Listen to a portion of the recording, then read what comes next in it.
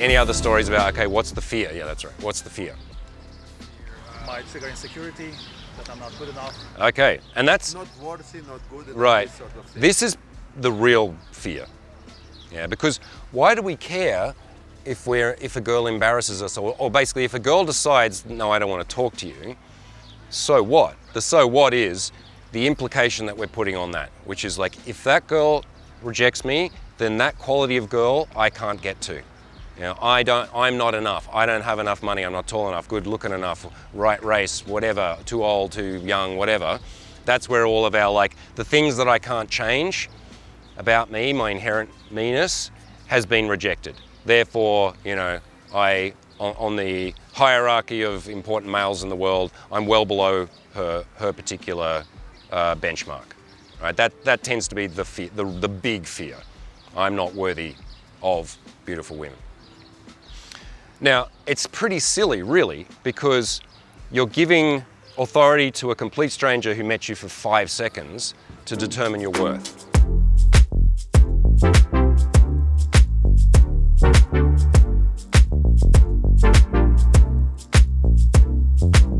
Good morning, gentlemen. How are we all feeling? Welcome to day one. Excited. Excited? Scared. Yeah. Honored to work with the master. Ah, thank you. Thank you.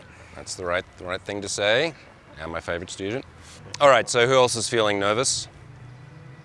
Anticipation. Okay, understandable. But let's have a look at that. What is it? Well, how do you know you're feeling nervous? What proof and evidence is there? It's upset stomach, usually twisting and turning. Okay, a twisty, turny stomach. What? Breathing is shallow. Shallow breathing. Yep. Just the past experiences, when I'm doing that, I'm going to have different feelings. I Yeah. don't have them now. Now I can act cool and tough and, I'll do it. But you said you were feeling nervous. Yes. So don't worry about the future and the past and the stories, because our stories, we've got to be really careful about what stories we tell ourselves. Mm-hmm. Even if we've had stories before, and then we make the assumption that we're going to repeat these ones, yeah, we've got to be really careful about that, because we will create our own realities to a certain degree, unless you're born in North Korea, in which case you're fucked. Yeah. So we want to be, instead of putting a whole big narrative on this, the purpose of this class is to become present, right? And you've all heard, you know, power of now, be in the moment, be present, buzzword, buzzword, buzzword, but what does that mean practically? So, you said you feel nervous, so where do you feel this thing? Energetic in my chest. I've got your chest? energy. Okay. I could probably go for a run or do some sports. Yeah. And I guess I'm probably miscalculating that. Or Well, navigating that. that's okay. It's like, okay, so we're starting to zero in on what does this nervousness actually feel and look like, and, well, I'll get to it step by step. Anyone else? Any symptoms? I mean, I have a tracker and I can see when I get stressed. Now I just can show you that I was stressed in the morning, but now engaged. But it's a bit going to stress, so I can see exactly what Right. I'm doing. Okay. But basically, when you do something like unknown, like if we want to dance or like anything unknown, then it's a bit of anxiety. Like Okay. when you do like if it's a routine, you do All right. many years. Sure, but like, so according to science, according to the app, what is the metric that proves that you are stressed? What is it saying? Your heart rate's increased, or your cortisol's lifted, or something? The main one is the heart, but there are multiple measures. But it would be, it's very accurate actually, Yeah. over a phone. I think it's heart rate and a number of other. Okay, cool. All right, so the symptom is, let's say, a number of other, heart rate has increased. Okay, cool. Because there's all sorts of reasons why our heart rate might increase which don't involve us feeling scared and nervous, right? We're going for a jog. Yeah, it's Christmas morning and we're unwrapping our presents. Yeah, it's not the same. Yeah, there's all sorts of things where it's, you know, it's not necessarily technically stress, right? Which we'll get to in a moment. All right, anything else? Constriction in the solar plexus. There's a sense of jitteriness and agitation in the body. It's like a lot of energy that wants to be expressed. Okay, good. Anything else? Stomach. I think I'm hungry, but I'm not hungry anymore. Right. I feel thirsty. I need sweat. Okay, anything else? Tight muscles, kind of relaxed. All right. Okay, so what we've described is the very common multiple ways that our body activates when we're potentially stepping into the unknown. Okay, it's first day and you're all like, what the fuck are they going to make us do today? Maybe I'm just going to leave. You know, there's all sorts of things going on inside your head and in your body.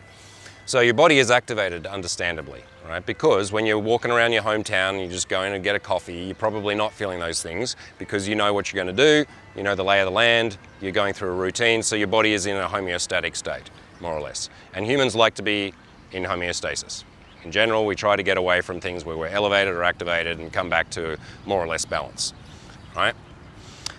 So, the issue comes up when we get approach anxiety, right? Anyone, what does that mean? Any thoughts? Approach anxiety. Scared. I want to do something, but I can't go that way. There's an invisible wall in between us. I'm making excuses to get out of there. Right. So what are some of the thought processes that might be popping up into your head during that? What am I going to say? Yeah. How am I going to say it? Yeah. When am I going to say it? How do I stop this person to approach them? Cool. What else? Don't do is the usual thing. Like it's instead of doing the hard thing, go and have a coffee or beer and just Right, switch so- to the usual. Right. thing So your that mind suddenly goes, you know I what? did yesterday. I'm not really that into girls. Yeah. You know what I really need right now is I need to go and buy some socks. That's what I need to do. All right, so yes, your mind kind of is looking for a way, essentially, to bring you back to a balance point.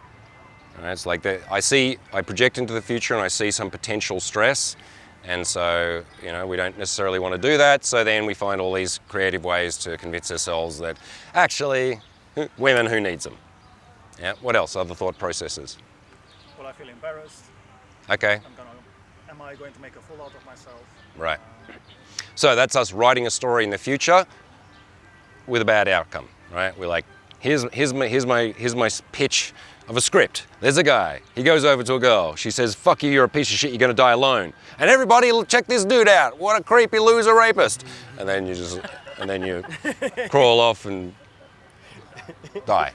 All right. So that's No, it's better to say I'll be back and go. I'll be back. I'll be back. I like that. well.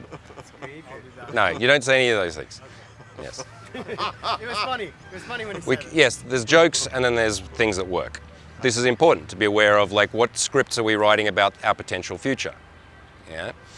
Now, maybe it would be better or ideal to have it that it's like, there's a girl in my dreams, I'm going to go and romance the pants off her and this is going to be amazing. And then I go over and do that. However, the problem with that kind of thing, with this, you know, positive affirmations or positive projections into the future, is if you don't consciously or subconsciously believe it, it doesn't work. Right? I can tell myself I'm the best, I'm sexy, women love me and whatever, I can say it 100 times in the mirror, and part of me goes, yeah, but not really. I don't have any evidence of that. I don't think that's actually really true. And then in a way we're at war with ourselves. Right? We're trying to convince ourselves of something that we don't really believe. Right? It's like someone trying to convert you to a religion on the street. It's you trying to convert yourself to the religion of that you're a badass, and you're like, yeah, I don't really believe that shit.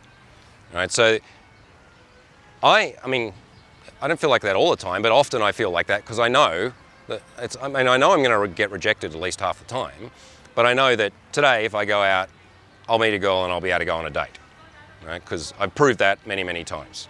However, if you haven't proved that to yourself, and so I can believe those stories because I know that the story today is I'm going to go out and talk to 10 girls and somewhere between 5 to 6 or 7 of them are going to say no, and 3 of them are going to love me, and I'm probably going to bang 1 based on my stats. You know, or if I'm having a great day, it'll be 2 or 3, right? Awesome. So I can live with that story. Yeah, but if that's not your lived reality, then trying to convince yourself in advance of that is generally not going to work, right? So the reason I asked you to present your symptoms, because I wanted to see that, you know, that there is these extra thought processes attached to it. Because all you guys really described was just physiological things that are not panic attacks. You know, I mean, panic attacks are a thing. If you've ever had one, it's extremely overwhelming. I've had 2 in my life, and it's like you just can't control your body. It's full on. But I mean, if that happens, we'll deal with it, but it's very unlikely. So we're not dealing with actual like clinical anxiety so much. We're dealing with a response to feeling activated. And all of the things that you just described, they're not a big deal really. Like, could I go and talk to someone with a compressed feeling in my chest or some tension in my shoulders? Yeah, or was some of the other ones, you know, like feeling like you've got a lot of energy and you're tingling and stuff. That's not physiologically enough to stop you from doing something. You've all done that. You've had to give a presentation, or you had to go and talk to somebody that you're nervous about, or you've had to have a confrontation with somebody, and you've felt those things, and somehow or another you've managed to move through it and do it. Right? So we can learn to control our state to a degree, and I'm going to be giving you guys some practical tools today to be able to do that. Right? So breathing exercise over the next few days, breathing exercises, awareness exercises, physical posture exercises that will overall allow you to balance yourself to more or less a baseline of feeling pretty chill and relaxed. However, reality is, and this is for me as well, if I go out, especially if I'm going out on camera and I'm like, okay, I've got to perform because of, my business depends on it, I'll feel the stuff.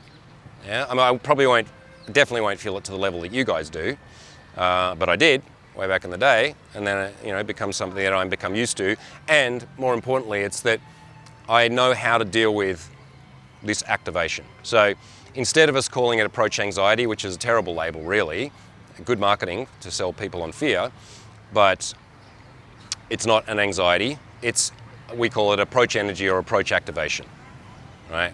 We are, better reframe, and more true really.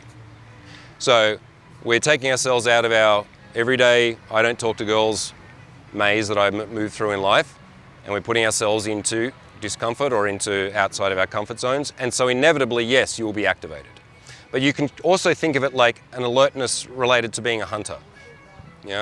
If you're out stalking and hunting, particularly with a spear, right?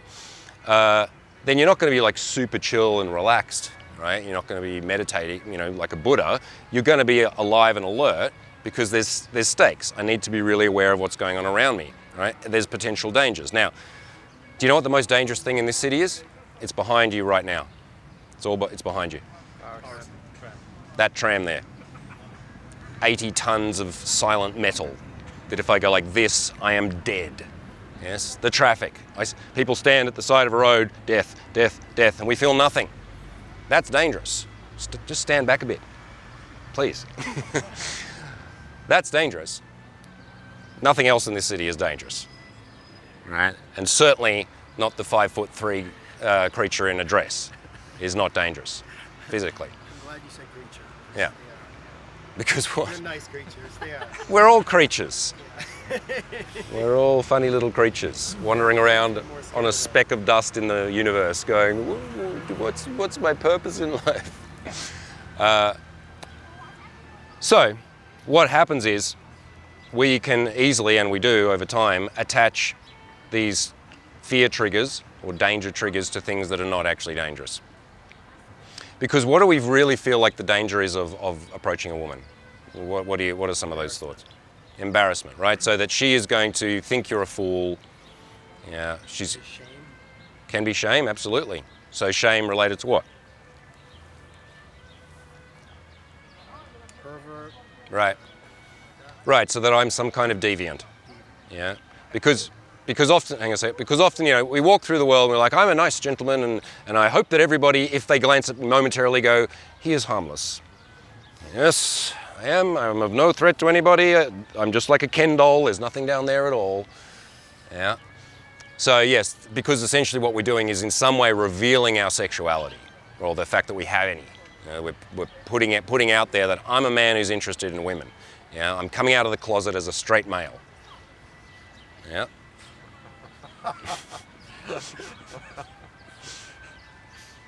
Okay, what else? What are some of these other fears that we might have? Actually, what I had was a nice girl, really beautiful, her family around, and I was thinking, when I approach her, what would the whole family think? And it Right. was some kind of Islamic family because they had traveled, but the girl itself was nice, really nice. Yeah. And what would her father say, or whatever is there as a male? That's a legitimate fear. Okay. But it's unlikely they're gonna behead him. Very unlikely they'll behead you. She was really beautiful. Depends on the country. Look, so, okay, well, firstly, before we take out that very specific context, it's the fear of the witnesses. Okay, so not only what is the girl going to, the girl thinks I'm a creep, or I'm going to thinks I'm a fool or a loser or whatever, but the family or the lady sitting over there, and that can often be a thing where guys, once they start approaching, they don't want to approach in a public place because, you know, that person over there is going to notice. And, you know, sometimes people do notice. And you know what they think? Don't give a fuck what they think. Because people walk down the street all day having little moments where they're like, that guy, I don't like that guy. That guy's much better than me. Fucking Jew. Like, I don't like this. You know, like, people have their opinions and think about stuff all day. And then, you know how long they remember you for? Some seconds. Unless you are literally, you know, shitting on the street or in a pink tutu, you know, unless it's something really outrageous, even then they'll probably not think about you for that long. Because everyone is a narcissist to some degree, and mostly they're just thinking about themselves. Most of the time they're walking along thinking, am I cool? What are people thinking about me or whatever? And if occasionally they notice, oh, that person's doing something different, I can judge them momentarily and make myself feel better, good. Give them the gift of being able to judge you for a moment and feel superior and improve their self-esteem, right? But for the most part, you'll see this very, very clearly, that almost always no one notices shit. Like right now, there's 9 of us standing around and there's a camera on me and no one's looking at us, right? This doesn't look normal. This is not how people have a picnic. None of these cunts are looking at us at all. Like, what the fuck? Come on. How about you? People are doing yoga and nobody notices it. What the fuck do I have to do to get noticed around here? All right. Need nice tits and a big ass. That's right, yes. Yes, exactly. Then I would be noticed. Monokini, get dressed in monokini and dance, and maybe. Yes. Yes, we did that at the Sacheni bathhouse once, and that one of my coaches like went underwater, like put on the mankini, stood up, and it was 10 seconds before we were kicked out. So they definitely noticed that. Back in the days when we were really pushing the envelope. So, you know, I've told you. Maybe you believe me, maybe you don't, but you'll see, right? That for the most part, and occasionally, and except sometimes day gamers, like day gamers walk out there, and you know, they get that, and I can tell a day gamer from a kilometre away, you know, because there's a specific thing when your eye is in, you notice, okay, that's a man approaching a woman. But for the most part, if there's a guy talking to a girl and someone walks past, then they're not going, hang on, did he approach her and is he wearing a microphone and whatever? It's like there's 2 people talking, right? And very occasionally it happens where you're doing it right next to a cafe or something, people are watching and they know and they realise, and then the girl rejects you brutally, and then you walk off and they go, hey, yeah, loser, I'll never do that. I'm such a pussy. Yeah. So, fear of witnesses. Okay, so now, look, if it's an Islamic family all wearing hijabs or whatever, let's be a bit smart about this. Yeah, like, Can you approach a girl with her family? With a mother? Absolutely yes. Yeah, and sometimes, and more often than you might think, the mother will actually kind of assist, because she's like, get a piece while you can, sweetie. When I was your age, I would have done that. Especially Slavic mothers, I've seen them just be like, oh, excellent, man, okay, do the thing. Fathers less so. Especially, like, I mean, you might get away with it because you're young and you look young. Me going up to a 19-year-old with her dad that's the same age as me is not gonna be so good. Yeah, so you know we'll be aware of that kind of thing. All right, what was I talking about before I went off into my stand-up comedy routine? Right. Yes. Okay. Any other stories about? Okay. What's the fear? Yeah, that's right. What's the fear? Might trigger insecurity, that I'm not good enough. Okay, and that's not worthy, not good enough. Right. This sort of thing. This is the real fear. Yeah, because why do we care if a girl embarrasses us, or basically if a girl decides, no, I don't want to talk to you, so what? The so what is the implication that we're putting on that, which is like, if that girl rejects me, then that quality of girl I can't get to. You know, I'm not enough. I don't have enough money. I'm not tall enough, good looking enough, right race, whatever, too old, too young, whatever. That's where all of our, like, the things that I can't change about me, my inherent meanness, has been rejected. Therefore, you know, on the hierarchy of important males in the world, I'm well below her particular benchmark. Right? That tends to be the fear, the big fear. I'm not worthy of beautiful women. Now, it's pretty silly, really, because you're giving authority to a complete stranger who met you for 5 seconds to determine your worth. Now, is she judging you on her particular categories? Yeah, because she's got a boyfriend, so she's not talking to men. Therefore, all other men, except for that one guy who she's like, actually, but like basically all other men are not worthy of her because she's taken and she's committed to this person and she doesn't want to talk to guys who are trying to pick her up, right? And that's going to happen a lot. And that's nothing to do with you. That's to do with the fact that she's found a great guy and she's happy with him, right? Or that on her like 1 second read, or well before that one, or it's that I don't talk to men on the street, right? She has rules about like in what context it is that she meets men. Or very, very commonly, this might be dangerous because she doesn't know who the fuck you are, and she doesn't really, if you haven't like delivered a pre-frame and you haven't had time to kind of pitch to her, she doesn't know who the fuck you are, what you want, and she doesn't know what's going to happen. Because every woman, pretty much, has had the experience of being followed by a weirdo. Yeah? Or having guys come up and saying strange things, and then when she says no, the guy's been reactive or aggressive or called her a bitch or whatever.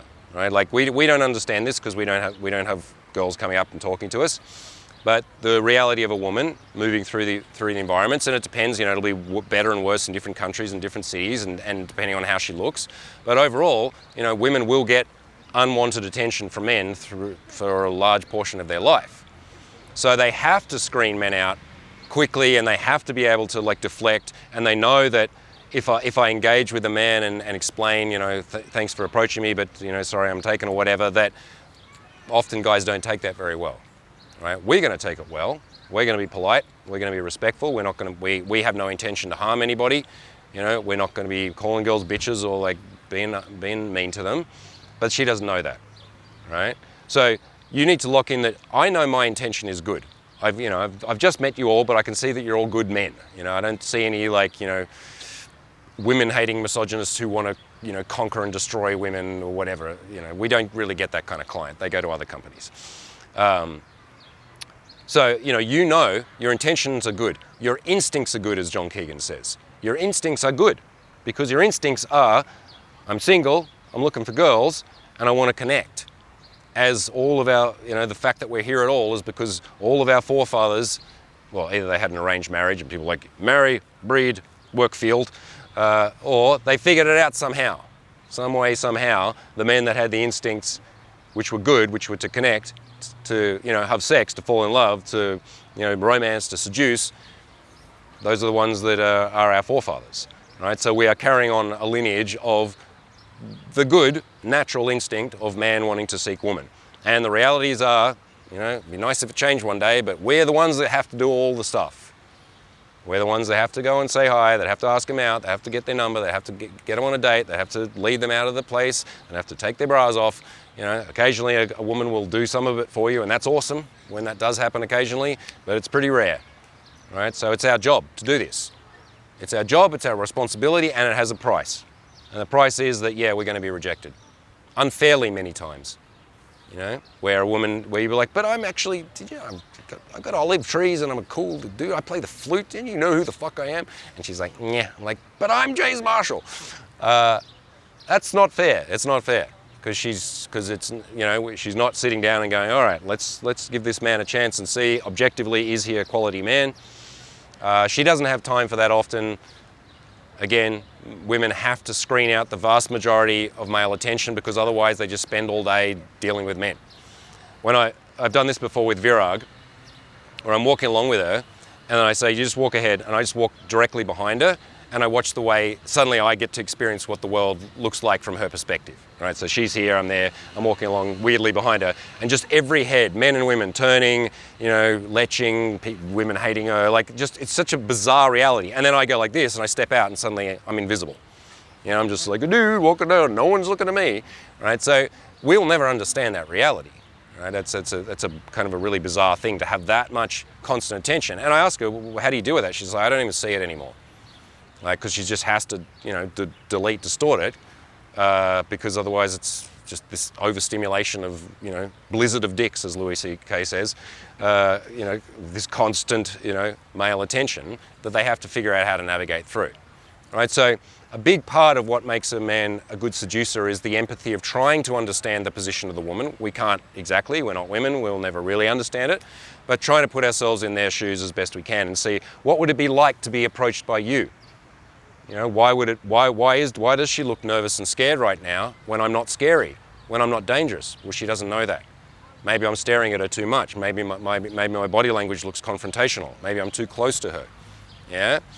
And then, you know, for someone like me with a pretty intense face, I'm aware of that when I go, excuse me, and she's like this, I'm like, and then I'll close my body language a bit. I'll say, oh, sorry I didn't mean to startle you. You look really lovely. I'll lift the pitch of my voice and I'll close my body language a little bit to make her feel more comfortable. Then over time, if she relaxes, then I'll step more and then I'll, give her more intensity. Alternatively, I'll go up to a, Belarusian girl and say, excuse me, yes, what do you want? And she's holding, laser beam eye contact. If I do all this stuff, she's like, little boy. No, in that case, then I match it and I hold it because she can handle it. She can definitely handle it. Can I handle her is the question. All right, so all of this rant, to loop back around to what we're talking about initially, with this approach anxiety, really what it is we go out, now we have an intention to meet women. We go out, and so therefore we have external stimulation from seeing the woman. Previous to, does everyone remember like pre-day game consciousness? Back when before you knew it was even a thing? Yeah, and you didn't walk down the street feeling anxiety and fear because there was no possibility, right? Women walking by and the most you might feel is like, oh boy, I hope a girl like that comes to a party I'm invited to one day. It's not even so you might have other emotions, but you're not feeling fear because there's no possibility of you talking to her. One day you come across a video of some dude, just normal looking dude, going up and going, hey there, what's your name? Give me the number. And you're like, what the fuck, that's a thing? And you're like, I want to do that. That's when you get approach anxiety because suddenly it's a potential reality. Yeah. So what's happening is now because we have, we're post-day game consciousness, that we have the stimulation of the woman, our body activates. You guys have described symptoms. There'll be others that you may experience. And then almost like within a moment, because that part's fine, we can deal with that. The part that's not fine is then the story we attach to it, the meaning we attach to it. I feel this thing, oh, I'm nervous, I'm anxious. She's gonna do this, the people are there, the witnesses, all that extra stuff, and we blow it up into a story, and then it becomes overwhelming, and then our mind's like, because our mind is always trying to keep us safe. Right, so it's like, all right, overload, you know what, I really need to pee, or whatever it is. Your mind will find a way to like, we'll do that another day. I'm not really in the right state today. I'm not wearing my cool pants. I'll wait till go and watch a few more, approach videos to get inspired. And, I'll definitely do it tomorrow, but today is, it's a very busy day today. All of that, right? I'm in a rush to work. Yeah, but can you take 30 seconds to talk to a girl? Yeah. Or there'll be a counter to all of those, but our mind's going to go, nah, unsafe. Let's get out of this. Find a place that's safe. Okay, so that's the part that we need to be really aware of and we need to work on. What are you looking at? Blonde girl.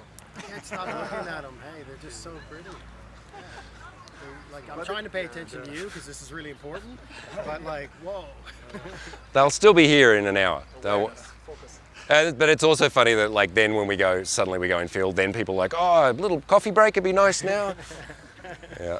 But it seems it's really unhelpful the way like mind works, because it seems like if you are like not in the good situation, but you got used to it. Yeah. For your mind, it's better than to do something new, so much better. So when you do something new and it's times better, yeah. Your mind tell it's bullshit, it's bad, it's scary. So let's do the crap current situation which you don't like. Yeah. So even it's bad, but you're used to it. It's so much safer and comfortable for mind than doing times better. Safe doesn't mean good. Safe doesn't mean optimal. Safe means survive.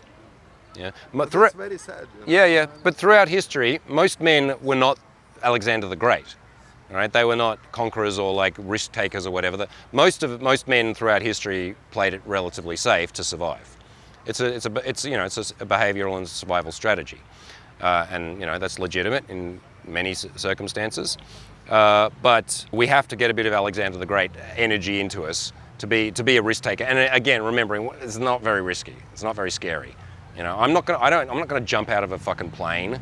I don't bungee jump. I don't do anything that I could potentially damage myself in. I hate roller coasters. I don't like jumping off rocks into water. I'm a pussy with all that shit. Yeah. So, you know, I'm not like a physical risk taker. I've had combat veterans tell me that they would rather, you know, take point on a patrol in Afghanistan than approach a girl. I'm like, I definitely would not. I'd much rather talk to this girl than be in a war. Thank you very much. Because it's what they're more used to being in war than talking to a girl. I'm very much used to talking to girls and definitely don't want to go to war. Yeah. So look, I mean, this is all interesting. We could discuss this for hours and you know, is there biological roots to this? Maybe. You know, there's the kind of pop psych idea that, you know, back in caveman days, that if you went and talked to a girl in the village and she rejected you and all the girls laughed, the 6 girls in the village laughed, that your genes were deleted from the gene pool and that was the end of your breeding potential. I mean, that's a lie. There's no anthropological evidence of that at all. And anyway, if you lived in a village with 50 people, you didn't go and do a cold approach because you were born with them and you grew up next to them. And eventually you had to fuck them because that was the only girl left. So there was no like cold approach in the village anyway. There was, you know, you grew up with them or you marauded and raped and stole the next door neighbours ones. So I think that's all bullshit anyway. But you know, we can postulate about the theories about the whys and, you know, is it genetic, is it nature versus nurture, whatever. That's all interesting. I've thought about that for many years, but it doesn't really help us. What helps us is coming back to what can we do about this? Right. The first thing is that we rationally, hopefully you understand and maybe agree with what I've told you already so far.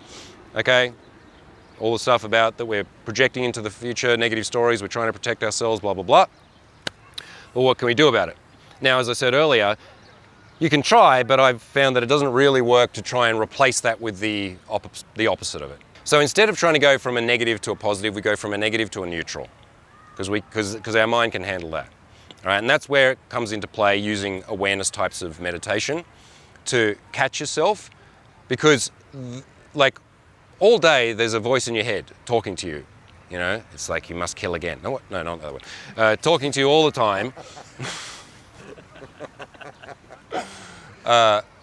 Basically narrating your life to you and, you know, telling you what's going to happen and that you're hungry and blah, blah, blah. And most of the time we tend to completely relate to that voice voice is you and that's the totality of you. Right? I'm speaking to myself and that's me. It's a part of you. It's a part of the way you're part of your consciousness, but your consciousness has many different levels, both sub and opposite of sub. With the use of awareness types of meditation, we can step back to a bird's eye view, right? And so we can observe our thoughts, our emotions, and our physical sensations like a scientist, right? Where we step back and just observe them as phenomena, as opposed to that's me and that's all I am, and then getting lost in that thought process. Because we all do that, right? You get churning, you know, you're pissed off at someone and you sit there thinking for 30 minutes about fuck that guy and what he did to me and whatever, and that becomes the totality of your world. And then it, of course, influences your emotions, the thought processes, and it influences your body. So you get tense, and you get your heart rate increases, and you have the bad feelings, and then that creates a feedback loop, which feeds more of the thoughts. And actually, that guy's a real motherfucker. And then we get ourselves, you know, we waste portions of our life doing that. So what we want to be able to do is note, because you can't stop yourself thinking. Good luck. You know, anyone who says meditation is about not thinking, I'm like, yeah, right. You know, you're sitting there and you're like, oh, I'm not thinking. Oh, now I'm thinking about not thinking. You're not going to be able to stop your thoughts. They're going to do their thing, right?